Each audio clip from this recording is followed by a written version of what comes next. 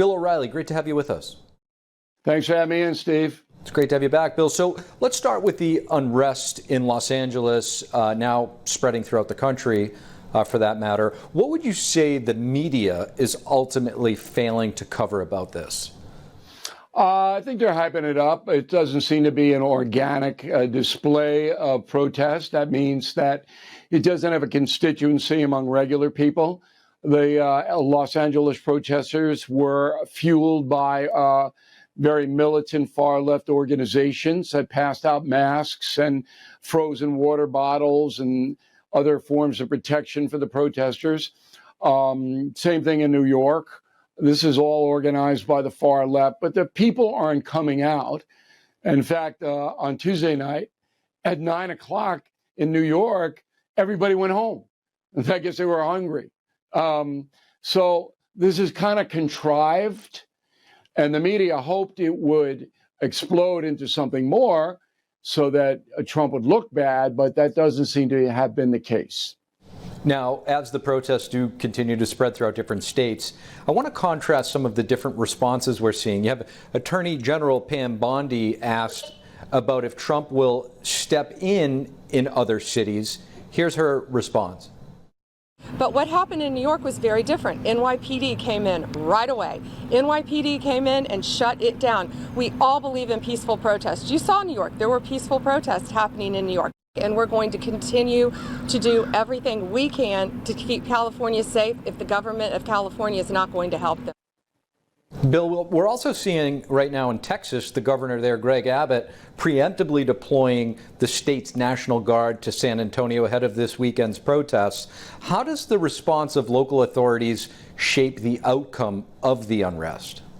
Well, I think Ms. Bondi made a very valid point that in California, Governor Newsom wanted these demonstrations to explode so he could use that as a political cudgel against Trump and elevate himself into a left-wing candidate for president in 28. And let me back that up. So when you have the police chief of Los Angeles in a press conference saying, we're outmanned, we can't control the violence, the fires on the cars, the throwing objects at our own police and ICE agents, we can't control it.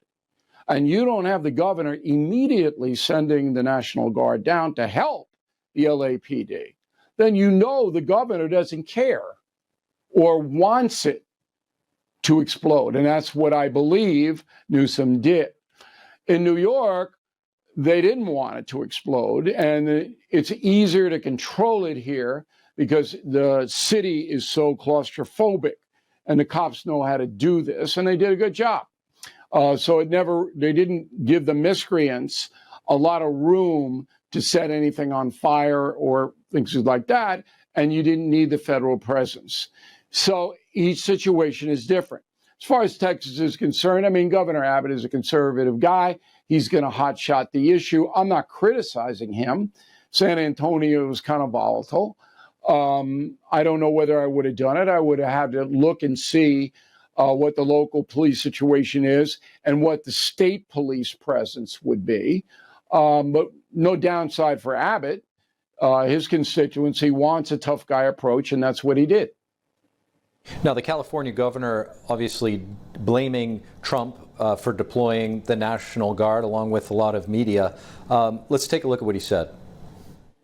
This brazen abuse of power by a sitting president inflamed a combustible situation, putting our people, our officers, and even our National Guard at risk.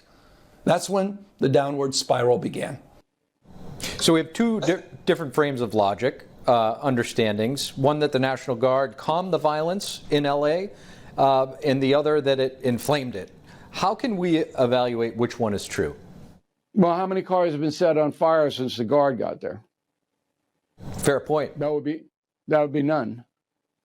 No, look, Newsom, anybody clear thinking, fair, who believes that Gavin Newsom is telling the truth, what are you going to do? I mean, he is an opportunist, totally incompetent. will say and do anything to get political power, and that's what is on display. This is a big loss for Newsom. I told that to Sean Hannity on this radio program. Newsom isn't gaining any traction here at all. The far left kooks that like him are, okay. But regular folks, they know what he is. And he just keeps reinforcing that over and over and over. Bill, lastly, while the protests are now expanding across the country, it appears, into the weekend, the United States Army is hosting a grand military parade to celebrate its 250th anniversary birthday. What do you make of the timing of these protests, and could it be priming Americans to view the parade as an authoritarian move? And what are you expecting to come out of this weekend? Well, most Americans support the U.S. military, so that's not going to work. I hope it's a peaceful demonstration of respect toward the Army on its 250th anniversary. I suspect it will be. D.C. is a fairly easy place to control violence in a mass demonstration form. You've got to have a license to protest down there. You got a lot of federal agencies involved, Secret Service, FBI, a whole bunch of people. They'll be ready.